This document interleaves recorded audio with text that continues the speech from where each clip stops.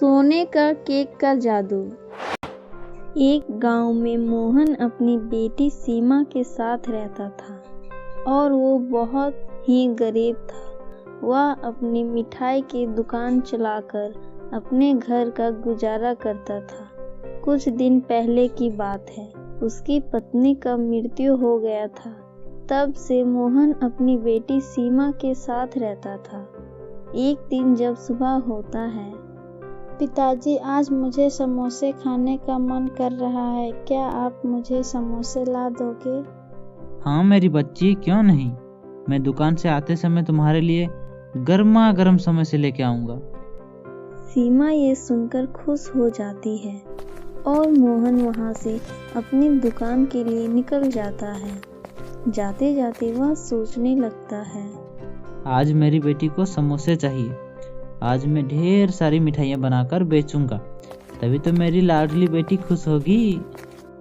इतना सोचते ही वह अपनी दुकान पहुंच जाता है और जल्दी जल्दी से मिठाई बनाने लगता है। तभी एक अमीर घर की लड़की आती है और बोलती है, अंकल, मेरा नाम मीना है और मैं आपके दुकान में मिठाई खाने के लिए आई हूँ। क्या आप मुझे अच्छे और स्वादिष्ट मिठाई खिला सकते हैं? क्यों नहीं बेटी। फिर मोहन मीना को मिठाई दे देता है। मीना वो मिठाई खाते ही बहुत खुश हो जाती है। अंकल, आपके बनाए हुए मिठाई मुझे बहुत ही अच्छे लगे। आज से मैं अपने पापा से बोलकर मिठाई आपके दुकान से ही मंगवाऊंगी। ठीक है बेटी, जैसी आपकी मर्जी। इतना बोलकर मीना मोहन को डबल पैसे दे देती है। ये क्या बेटी, आप मुझे डबल पैसे क्यों दे रही हो? अंकल, आप मुझे बहुत पसंद आए, इसलिए मैं आपको अपने खुशी से दिए हैं।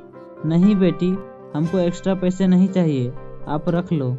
फिर मोहन उस बच्ची को पैसे वापस कर देता है और मीना वहाँ से अपने घर चली जाती है। फिर मोहन अपनी दुकान को बंद करके वह समोसे लेने लगता है। समोसे लेते ही वह घर जाने लगता है। घर जाते ही वह देखता है कि सीमा घर में नहीं है। मोहन पूरा डर जाता है। सीमा, ओ सीमा, बेटी तुम कहाँ हो? मोहन घरों में सभी जगह देखता है कि कहीं मेरी बेटी जानबूझ के छुपी हुई तो नहीं है, पर उसे घर में कहीं नहीं मिलता है। फिर वो पास के बगीचे में गया तो देखता है कि सीमा वहाँ पर बैठ के रो रही थी। बेटी तुम यहाँ क्या कर रही हो और तुम रो क्यों रही हो? पिताजी, क्या हम लोग गरीब हैं तो हम लोग इस बगीचे में खेल नहीं सकते हैं क्या? क्यों नहीं मेरी बच्ची। और यहाँ जो खेलने आती है वो सब हमको मिठाई वाली की बेटी कहकर क्यों चिढ़ाते हैं? जाने दो बेटी, अब हम लोग घर चलते हैं। मेरी प्यारी बच्ची, तुम्हारे लिए मैं गर्मा गर्म समोसे लेके आई हूँ। सच में पिताजी? हाँ मेरी बच्ची। फिर वहाँ से दोनों घर आ जाते हैं। घर आते ही वह समोसे खाने लगती है। पिताजी, समोसे तो बहुत ही स्वादिष्ट हैं। फिर जब अगले दिन सुबह होता है, मोहन फिर अपनी दुकान के लिए निकल जाता है और सीमा फिर से उसी बगीचे में खेलने के लिए चली जाती है। जाते ही सीमा को फिर से चिढ़ाने लगते हैं। देखो देखो, फिर से मिठाई वाली की बेटी इस बगीचे में खेलने आई है। सीमा ये सब सुनकर गुस्सा नहीं होती है। वो फिर से खेलने लगती है। जब खेलने हो जाता है तब वह घर चली जाती है। इधर कमला भी जाने लगती है। जाते ही देखती है कि उसकी घरों में बड़ी धूमधाम की सजावट हो चुका था। फिर कमला अपने पापा से पूछती है कि पापा, आज इतनी सजावट किस बात की है? बेटी, तुम्हारा जो जन्मदिन है कल। और हाँ बेटी, अपने दोस्तों को भी कल बता देना कि तेरे जन्मदिन के पार्टी पर आए। हाँ पापा, क्यों नहीं, मैं जरूर बताऊंगी। फिर जब अगले दिन सुबह हो जाता है, फिर कमला उसी बगीचे में खेलने के लिए चली जाती है।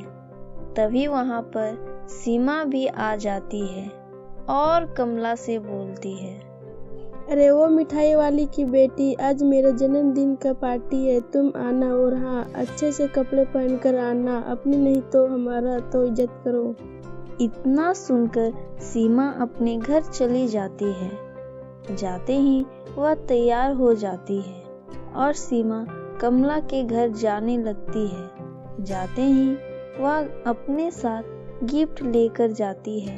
फिर कमला बोलती है, अरे वो मिठाई वाली की बेटी, तुम जो गिफ्ट लेकर आई हो वो वहीं पर रख दो, तुम मुझे गिफ्ट दे सको इतनी भी तेरी औकात नहीं है तुम्हारी, समझी।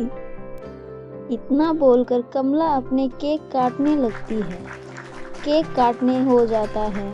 उसके बाद कमला सीमा को जैसे ही केक खिलाने वाली होती है, तभी वहाँ केक कमला नीचे गिरा देती है और उस केक को कुत्ते खाने लगते हैं। अरे वो सीमा, जो केक गिरे हैं उसे तुम साफ कर दो। मैं गरीब हूँ तो क्या कुत्ते जो खाएं वो मैं साफ सफाई करती रहूं।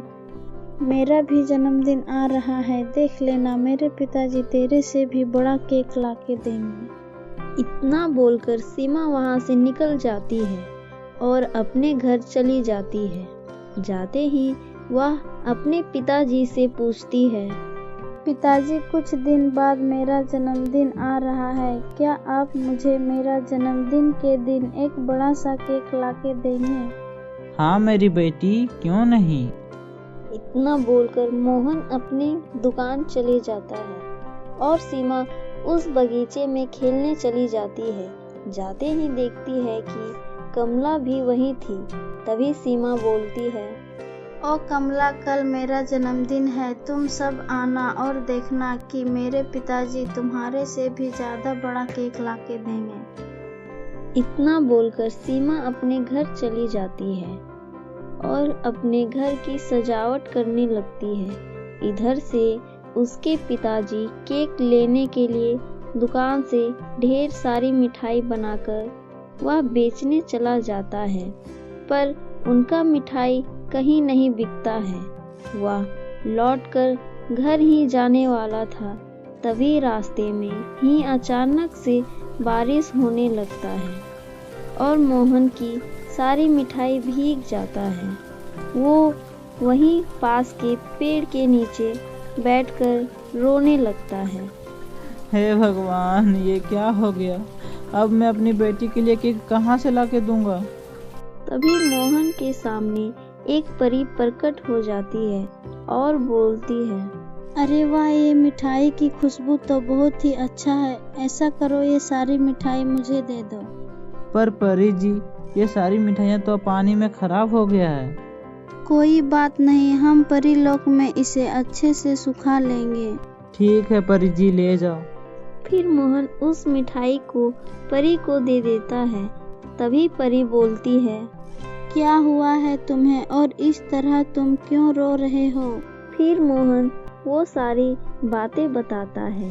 बताते ही परी उसे एक सोने का बड़ा सा केक दे देती है और बोलती है, इस सोने के केक से तुम जो भी मांगोगे तुम्हें वो सब कुछ मिलेगा। इतना बोलकर परी वहाँ से चली जाती है। तभी मोहन बोलता है, हे जादुई केक, मेरी बेटी के लिए एक खूबसूरत से कपड़े दे दो। फिर जादुई केक उसे दे देता है। मोहन फिर खुशी खुशी घर चला जाता है। सीमा खूबसूरत से कपड़े देखकर खुश हो जाती है। जब सीमा के दोस्त लोग आते हैं तो देखकर हैरान हो जाते हैं। देख ली कमला, तेरे से भी ज्यादा बड़ा केक है ना। इतना सुनकर कमला वहां से चली जाती है। फिर सीमा पूरा खुश होकर उछलने लगती है।